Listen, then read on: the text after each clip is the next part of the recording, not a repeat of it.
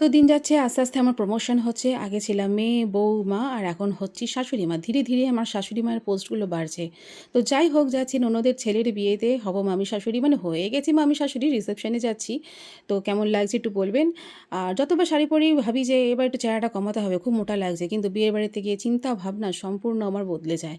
আর এই যে আমাদের সুন্দরী ব্রাইড, ভাগ্নে বউ দেখতে দারুণ হয়েছে আর খুব সুন্দর দেখাচ্ছে যেন মনে হচ্ছে একটা লক্ষ্মী প্রতিমা। তাই না?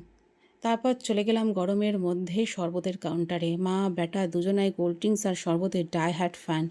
আর এই যে নিয়ে নিলাম মা আর ব্যাটা দুজনেই পাইনঅ্যাপল জুস। আর হিমেলকে পায় কে? যদিও যতটা গরম, গরম ভাবছিলাম গরম কিন্তু নয়। কারণ পুরো হলটাই করেছে এসি। মানে এসি হল ছিল এটা। এসি হল বুক করা হয়েছে। তো যাই হোক চেনাশোনা কাউকে পাবো ভেবেছিলাম যার সাথে একটু গল্প করব। কিন্তু পাইনি। বা এমন কেউ চেনাশোনা যার পিঠ পিছে একটু নিন্দাবন্ধ করা যায়, বিচিং করা যায় কিন্তু পেলাম না। তো যাই হোক চিল করছি আর দারুণ এনজয় করছি। আর ওইদিকে কর্নারে একজন ভদ্রলোক বসে আছে যার সাথে আমার বিয়ে হয়েছে। আর এই যে দিদিভাই ফ্রেঞ্চ ফ্রাইতে কনসেনট্রেট করছে, দিদিভাইকেও দারুণ দেখাচ্ছে। আর তারপর নির্লজ্জের মতন চলে গেলাম একদম ফার্স্ট ব্যাচেরও ফার্স্ট ব্যাচ যদি কিছু হয়ে থাকে মা বেটায় বসে পড়লাম খেতে।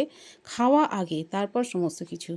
তো মেনু তো অনেক কিছুই হয়েছে আর রান্নাবান্নাও খুব সুন্দর হয়েছে। কিন্তু আমার ফোকাস হচ্ছে সম্পূর্ণভাবে পোলাও আর মাটনের উপর। যদিও ২ পিস মাটন দেখে ভাববেন না যে আমি হয়তো খুব কম খাচ্ছি বা কিছু। তা নয়, আরও অনেক কিছুই আমি নিয়েছিলাম। কিন্তু দুর্ভাগ্যের বিষয় আমি ভিডিও করতে পারিনি। কারণ দুটো হাতে আমার ব্লক ছিল।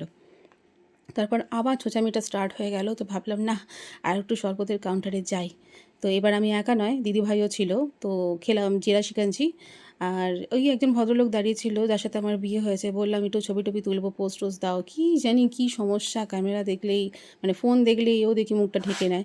তো যাই হোক অনেক বোঝানোর পর একটু আমার সাথে ভিডিও করতে রাজি হলো। তাও চুল ঠিক করছে যে একটু হাসো, তাও নয়। তা এত বকবক করলাম ভিডিওটা কেমন হয়েছে বলবেন। এবার বাড়ি ফেরার পালা।